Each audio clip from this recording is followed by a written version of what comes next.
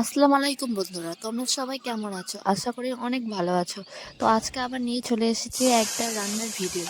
আজকে আমার মা রান্না করছে হচ্ছে চিংড়ির ভুনা।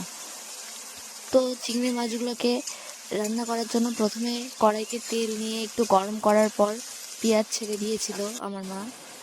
ওটা একটু ভেজে নেওয়ার পর এখানে দিয়ে দিল সর্ষে বাটা।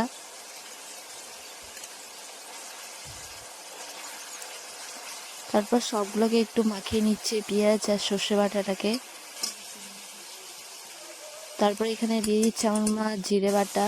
জিরে বাটা তো না, জিরে।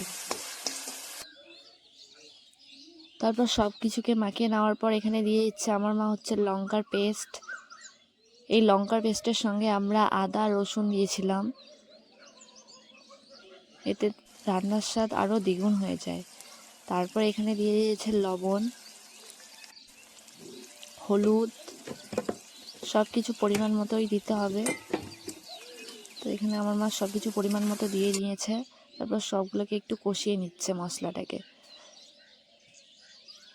এরপর আমার মা ছেড়ে দেবে হচ্ছে চিংড়ি মাছ। এই ছোট ছোট চিংড়িগুলো আমাদের পুকুরে, তো আজকে আমাদের পুকুরে মাছ মেরেছিল, তো আমার কাকু নিয়ে এসেছিল। এতই টেস্ট গাইস এই মাছগুলা, বলার কথা না। আমার মায়ের হাতের রান্না তো একটু আলাদাই হয়, তোমরা তো জানোই। সবার মায়ের হাতের রান্না সবাইকেই ভালো লাগে। তো এখানে সব কিছু কষিয়ে নেওয়ার পর জল দিয়ে দিল আমার মা।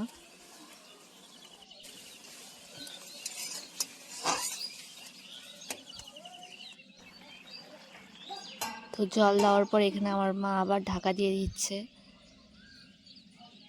অল্প একটু ঝোল রেখে এইভাবে রেডি হয়ে গেল আমাদের চিংড়ি মাছের ভুনা। তো কেমন হলো রেসিপিটা, তোমরা বাড়িতে অবশ্যই ট্রাই করবে আর কমেন্টে অবশ্যই আমাকে জানাবে, আর অবশ্যই আমার চ্যানেলটাকে সাবস্ক্রাইব করে দিবে গাইস।